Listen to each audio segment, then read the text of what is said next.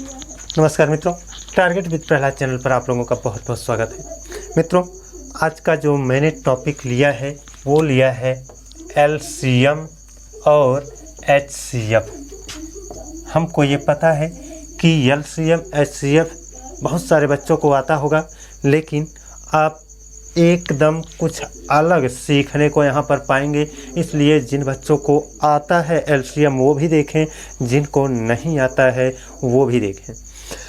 और टॉपिक को स्टार्ट करने से पहले मैं आप लोगों से ये एक निवेदन करना चाहूँगा कि वीडियो चल रहा है तो उसके नीचे आपका रेड कलर में सब्सक्राइब लिखा हुआ होगा, उसको आप प्रेस कर लीजिए। उसके बाद वहाँ पर बेल का आइकन दिखेगा, उसको भी क्लिक करेंगे तो ऑल पर जाएंगे। ऑल पर सेलेक्ट करके नोटिफिकेशन बेल को ऑन कर देना है। अब इससे आपका कोई नुकसान नहीं होगा बल्कि फ़ायदा होगा। आपको फ़ायदा ये होगा कि मैं जब भी वीडियो अपलोड करूँगा तो उसका नोटिफिकेशन आपको मिलता रहेगा। देखिए, एलसीएम और एचसीएफ जिनको आता है वो भी देखेंगे, जिनको नहीं आता है वो भी देखेंगे, क्योंकि मैं यहाँ पर कुछ अलग चीज़ें बताने जा रहा हूँ। दोस्तों, एलसीएम एचसीएफ, एलसीएम का फुल फॉर्म होता है lowest common multiplication, lowest common multiplication, और एचसीएफ का फुल फॉर्म होता है हाईएस्ट कॉमन फैक्टर। अब जो एलसीएम होता है ना, इसी को लघुत्तम समापवर्तक यानी लासा के नाम से भी जाना जाता है, लघुत्तम समापवर्तक। और ये एचसीएफ जो होता है हाईएस्ट कॉमन होता है, यानी महत्तम समापवर्तक के नाम से भी इसको जाना जाता है। इतनी बात तो मेरे साथियों आप लोगों को पता ही होगा, लेकिन ये भी जानते रहिए कि जो एलसीएम होता है इसका जो संख्यात्मक मान होता है वो ज़्यादा होता है, और एचसीएफ यानी हाईएस्ट कॉमन फैक्टर जो होता है इसका जो संख्यात्मक मान होता है वो कम होता है। इसका जो संख्यात्मक मान होता है वो कम होता है ना। अब ऐसा क्यों होता है? देखिए दोस्तों, जब संख्यात्मक मान कम होगा तो ये कम वाली वैल्यू ना ज़्यादा वाली वैल्यू को डिवाइड करेगी। यानी हम एचसीएफ यानी मासा जितना प्राप्त है उसका पहाड़ा पढ़ते चले जाएं तो लासा जितना होता है ना वो कभी ना कभी आ जाएगा, है ना। और जो लासा होता है इसका गुणनखंड करें तो उसमें से एक खंड कभी ना कभी मासा का भी प्राप्त होगा। देखिए दोस्तों, एकदम मैं बेसिक से समझा रहा हूँ और फुल कॉन्सेप्ट को देते हुए एकदम अच्छे से समझाते हुए मैं इस चैप्टर को क्लियर करना चाहता हूँ, है ना। यहाँ से बहुत सारे क्वेश्चन आते हैं, लेकिन बारीक से ना पढ़ने की वजह से क्वेश्चन छूटने का बहुत सारा चांस बन जाता है, तो मैं वो चांस नहीं देना चाहता हूँ। अब देखिए, यहाँ पर जो एलसीएम है, एलसीएम का संख्यात्मक मान ज़्यादा होता है, एचसीएफ का संख्यात्मक मान कम होता है। इतना जानते रहिए कि एचसीएफ अपने एलसीएम को काट सकता है ना। अब एलसीएम निकालने का सबसे आसान तरीका क्या है? दोस्तों, आपको मैं ये बता दूं कि जैसे यहाँ पर हम रख लें 4 रख लें, 8 रख लें और 16 रख लें और 24 रख लें, है ना। इतना रख लें तो अब एलसीएम कितना आएगा? एलसीएम का संख्यात्मक मान बड़ा होता है ना, यानी ज़्यादा होता है। जब ज़्यादा होता है तो बड़ी वाली संख्या को पकड़ेंगे। अब बड़ी वाली संख्या देखिए 4 से डिवाइड है, 4 छक 24, ठीक है। 8 त्रिक 24, ये भी ठीक है। 16 से ये डिवाइड होगी, 16 दूना 32 हो जाएगा, लेकिन 24 नहीं आएगा, अतः 16 से नहीं डिवाइड है। देखिए, अब जो बड़ी संख्या वो सबसे डिवाइड होनी चाहिए। इससे हो गई, इससे हो गई, इससे नहीं हो रही है तो इससे भी डिवाइड करने का कोई प्रोसेस हमको अपनाना पड़ेगा। क्या अपनाएंगे? 2 गुना कर दें तो हो सकता है इससे डिवाइड हो जाए। 24 दूना 48, 16 तियाँ 48 तो हो जाएगा ना, हो जाएगा ना। अब देखिए, इससे भी डिवाइड हो गई, अतः एलसीएम कितना आएगा? अतः एलसीएम हो जाएगा आपका, एलसीएम हो जाएगा 48। 4, 8, 16, 24 का एलसीएम कितना होगा 48।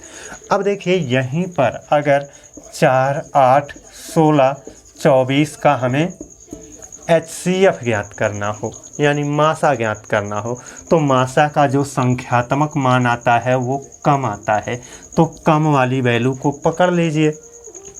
अब ये कम वाली जो वैल्यू है ना वो सबको काट देनी चाहिए। देखिए ये कम वाली जो वैल्यू है ये सबको काट देनी चाहिए। 4 इसको काट देगा, 4 दूना 8, 4 चौके 16, 4 छक 24, यानी 4 ने इसको भी क्रॉस किया, इसको भी क्रॉस किया, इसको भी क्रॉस किया।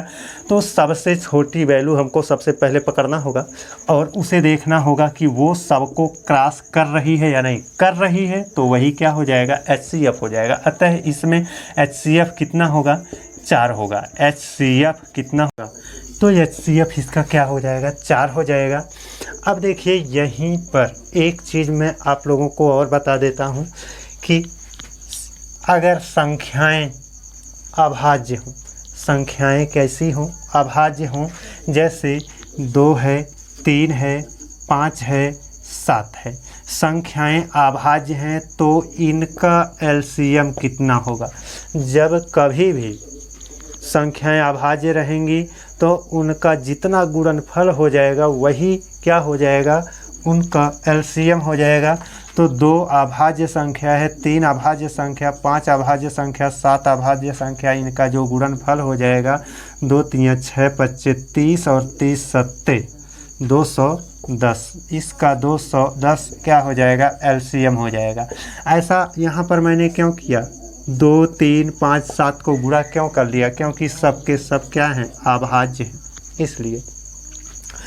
अब HCF की बात करें, एलसीएम तो हो गया, HCF की बात करें तो 2 है, 3 है ना, 5 है, 7 है, तो इनका HCF कितना होगा दोस्तों। जब सभी संख्याएं अभाज्य हैं, सभी संख्याएं अभाज्य हैं तो HCF की वैल्यू सदैव कितनी आती है 1 आती है। तब HCF कितना आता है 1 आता है। तो ये 2 चीज़ें मैं आशा करता हूँ कि आप लोगों के समझ में आ गई होंगी। अगर आ गई हैं तो चलिए अब हम अपने कुछ और ऐसे कंटेंट हैं जिनको समझना बहुत ज़रूरी है उनकी तरफ चलते हैं। देखिए इतना तो हमको हमेशा याद रखना है कि एलसीएम का संख्यात्मक मान ज़्यादा होता है और HCF का संख्यात्मक मान क्या होता है कम होता है। अब अगर हमको भिन्न के रूप में संख्या दी गई हो तो हम उनका एलसीएम और HCF कैसे निकालेंगे। जैसे अभी हमको दे दिया जाए 4/5 और यहाँ पर 8/15 और यहाँ पर 16/35 दे दिया जाए और इनका कहा जाए क्या निकालिए एलसीएम निकालिए, यानी एलसीएम ही निकालना है। तो दोस्तों जब आपका अंश बटे हर के रूप में यानी कोई आपकी भिन्न संख्या हो यानी भिन्नों का एलसीएम निकालना हो, भिन्न का एलसीएम निकालना हो तो ऐसी दशा में अंश का अगर एलसीएम निकाल रहे हैं तो एलसीएम निकाल रहे हैं तो अंश का एलसीएम जो भी कहा जाएगा, अगर एलसीएम निकालने के लिए कह रहा है तो अंश का एलसीएम, अगर HCF के निकालने के लिए कहा जाएगा तो अंश का HCF है ना। एलसीएम निकालने के लिए कहा तो अंश का एलसीएम, तो हर का क्या हो जाएगा HCF हो जाएगा, हर का क्या हो जाएगा HCF हो जाएगा। और वहीं पर है ना, अब देख लीजिए यहाँ पर पहले इसको कंठस्थ देख लेते हैं। तो अंश का एलसीएम निकालना है तो अंश में एलसीएम निकालना है तो ज़्यादा वाला मान ये होगा 4 से ये 16 कट जाएगा, 8 से भी 16 कट जाएगा तो एलसीएम कितना आ गया, इसका एलसीएम हो जाएगा 16। और HCF कितना हो जाएगा, HCF तो छोटा मान होता है ना, हर का HCF निकालेंगे तो छोटे वाले को पकड़ेंगे 5। अब 5 इसको डिवाइड कर रहा है, इसको भी डिवाइड कर रहा है, अतः 5, ये आपका 16/5 क्या हो जाएगा, एलसीएम हो जाएगा। अगर यहीं पर हम 4/5, 8/15 और 16/35 को ले करके मैं कहूँ कि इसका HCF ज्ञात करिए, HCF ज्ञात करिए। तो HCF ज्ञात करना है तो अंश का HCF निकालेंगे, HCF मतलब मासा है ना, और हर का क्या करेंगे, लासा निकालेंगे, यानी LCM निकालेंगे। बात समझ रहे हो ना। HCF का संख्यात्मक मान कम होता है ना, तो कम वाली वैल्यू, अंश में कम वाली वैल्यू कौन सी है, 4 है, तो ये हो जाएगा। देखिए अंश में कम वाली वैल्यू 4, तो 4 हो गया। और हर का एलसीएम निकालना है, और एलसीएम निकालना मतलब बड़ा मान, एलसीएम का संख्यात्मक मान ज़्यादा होता है। तो हर में कौन सा ज़्यादा है, तो हर में 35 ज़्यादा है। तो 35 को देखिए, अभी दोस्तों हमको 35, 5 से तो 35 कट जाएगा ना, 5 से 35 कट जाएगा, 15 से 35 कटेगा क्या, नहीं कटेगा। डबल करके देखें, 35 दूना 70 कर दिया, 70 हो गया। अब 5 से तो 35 कट गया था, तो अब आगे इसको काटने की ज़रूरत नहीं है, लेकिन 15 से ये कट जाएगा क्या, 15 से 70 कट जाएगा, नहीं कटेगा ना। 15 25 75 हो जाएगा, लेकिन 70 नहीं होगा। अब इसको हम क्या करें, 3 गुना कर दें, यानी 35 को 3 गुना करें तो 3 5 15 और 3 त्रिक 9, हाथ से 1 10, 105 हो गया। और 15 का टेबल हम पढ़ेंगे तो 105 आएगा ना, 15 छक्का 90, 15 सत्ते 105, अतः 105 क्या हो जाएगा, एलसीएम 4/105 इसका एलसीएम होगा। दोस्तों आशा करता हूँ कि भिन्न जो होती हैं उनका एलसीएम और एचसीएफ निकालना ये भी आपको आ गया होगा अच्छे से। अब हम चलेंगे दशमलव की तरफ। दशमलव अगर दिया गया है तो उसका हम एलसीएम और एचसीएफ कैसे निकालें। कुछ नहीं करना है दोस्तों, वहाँ पर भी आपको बस दशमलव रहेगा तो दशमलव हटा करके भिन्न के रूप को ले आना है, और जब भिन्न का रूप आ जाएगा तो वहाँ से हम उसको अच्छे से लगा सकते हैं। जैसे यहाँ पर अभी हम दे दें 0.2, 0.5, 0.8 है ना, का एलसीएम बताइए, का एलसीएम। अब दोस्तों यहाँ पर एलसीएम निकालना है तो देखिए ये दशमलव है ना, दशमलव हटाएंगे तो बटे में क्या आ जाएगा, 0.2 है तो 2/10 हो जाएगा, और ये 5/10 हो जाएगा, और ये 8/10 हो जाएगा। ऐसे में सबके बटे में 10 हो गया। देखिए दोस्तों यहाँ पर मैं अगर एक और ऐसे कर देता हूँ तो यहाँ पर 100 हो जाएगा, है ना। अब देखिए एलसीएम निकालना है ना, जब एलसीएम निकालना है तो एलसीएम निकालना है तो अंश का ना एलसीएम निकलेगा, अंश का एलसीएम निकलेगा, अंश का एलसीएम, और हर का क्या हो जाएगा, हर का एचसीएफ हो जाएगा, एचसीएफ हो जाएगा। अब अंश का जब एलसीएम है तो अंश में एलसीएम, एलसीएम मतलब संख्यात्मक मान ज़्यादा जिसका होगा, है ना, तो एलसीएम 8 ये सब ज़्यादा है। तो देखिए 2 से तो 8 कट जाएगा, 5 से कटेगा क्या, नहीं ना, तो 8 को डबल करेंगे 16 नहीं कटेगा, 8 को 3 गुना 8 त्रिक 24 नहीं कटेगा, 8 चौक 32 नहीं कटेगा, 8 पंजे 40 कट जाएगा, 5 से भी 40 कट जाएगा तो 40 हो गया।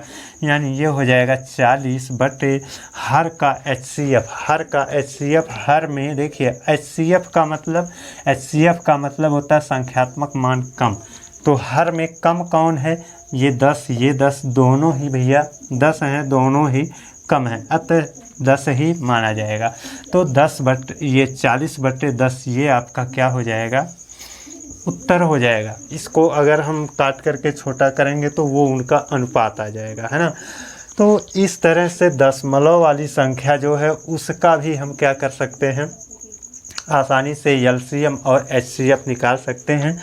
अब हम चलें जो घात वाली संख्या होती है, घात वाली जो संख्या होती है उनका एलसीएम और एचसीएफ निकाल कर देखें। तो दोस्तों जैसे यहाँ पर मैं ले लेता हूँ 7 की घात 2,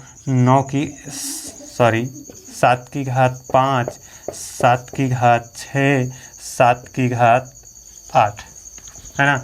इनमें एलसीएम ज्ञात करना हो। एलसीएम का आप दोस्तों जानते हो संख्यात्मक मान क्या होता है।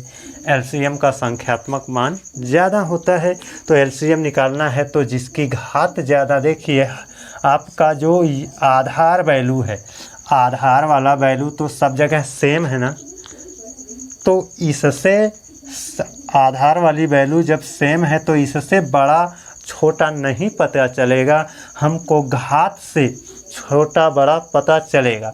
तो यहाँ पर घात सबसे ज़्यादा है तो ये वाली वैल्यू क्या हो जाएगी, एलसीएम की हो जाएगी, यानी 7 की घात 8। अगर यहीं पर हमको एचसीएफ ज्ञात करने को कहे, एचसीएफ ज्ञात करने को कहे तो क्या होगा, एचसीएफ में संख्यात्मक मान क्या होता है, कम होता है। जब एचसीएफ में संख्यात्मक मान कम होगा तो देखिए आधार तो सबका बराबर है, यानी आधार सबका 7 है, तो इससे छोटा बड़ा पता नहीं चलेगा।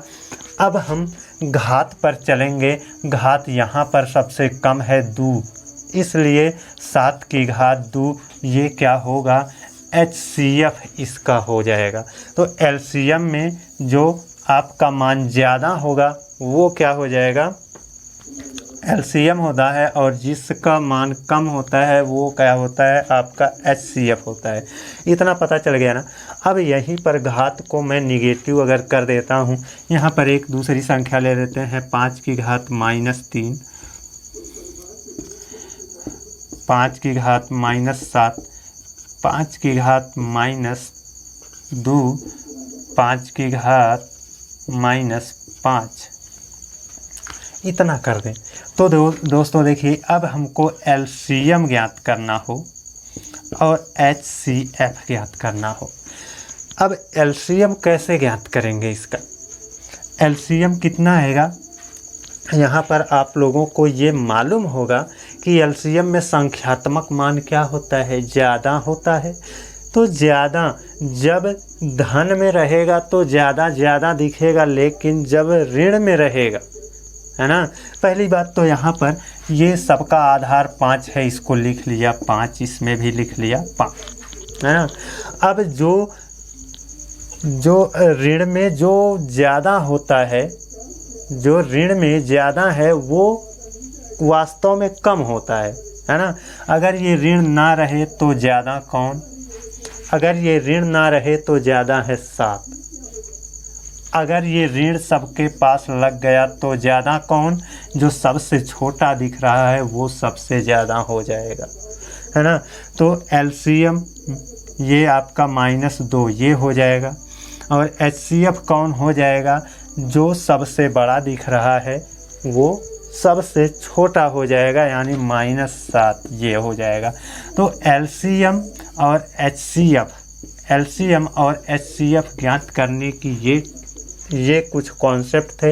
इनको समझ में आ गया हो तो अच्छी बात है, अगर नहीं समझ में आया है तो इसको एक बार पुनः इस वीडियो को देख लीजिए। हमको पूरा विश्वास है कि आपको यह जो मेरा बेसिक कॉन्सेप्ट दिया गया है, ये बेसिक कॉन्सेप्ट सभी विद्यार्थियों के लिए बहुत आवश्यक होते हैं, और सभी विद्यार्थियों के लिए आवश्यक होने के साथ साथ बहुत अनिवार्य होते हैं, क्योंकि आगे जो आपको प्रश्न मिलेंगे वो इनसे मदद ले करके उन सभी क्वेश्चन को आप सॉल्व करेंगे। तो दोस्तों इस वीडियो को एक बार आप अच्छे से तैयार कर लीजिए, इसमें जो कॉन्सेप्ट दिए गए हैं उनको तैयार कर लीजिए। अब अगले दिन आपसे पुनः एक मुलाकात होगी, लेकिन दोस्तों जाने से पहले मैं आपसे रिक्वेस्ट ये करना चाहता हूँ कि अगर आप नए हैं तो प्लीज़ चैनल को सब्सक्राइब कर लीजिए और बेल आइकन को भी प्रेस कर लीजिए। बस आज के लिए इतना ही।